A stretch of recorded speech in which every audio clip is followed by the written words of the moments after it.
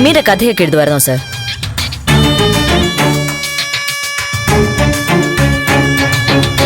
ചിലപ്പോഴൊക്കെ എന്തൊക്കെയോ കുത്തിക്കുറിക്കുന്നത് കാണാം. പക്ഷേ കഥ എഴുതുകയാണോ എന്നറിയില്ലായിരുന്നു.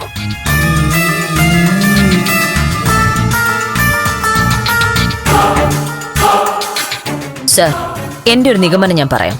എന്താ? ഇത് ഞാൻ മുകളിൽ വെച്ച് ജസ്റ്റ് ഒന്ന് നോക്കിയിരുന്നു. എന്താ? ഇത് മീരയുടെ കഥ തന്നെയാണ്.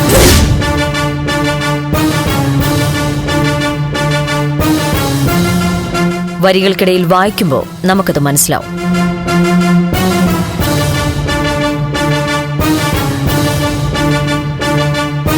ഇതിൽ മീരയുടെ പ്രണയമുണ്ട്. അതും നമുക്ക് കാണാൻ പറ്റും. ബാലു,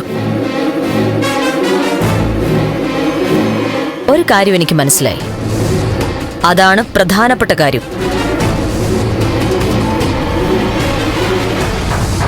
ഈ പ്രണയകഥയിലെ നായകൻ മീരയുടെ മരണത്തിലെ ഒരു കണ്ണിയോ സാക്ഷിയോ ആണ്.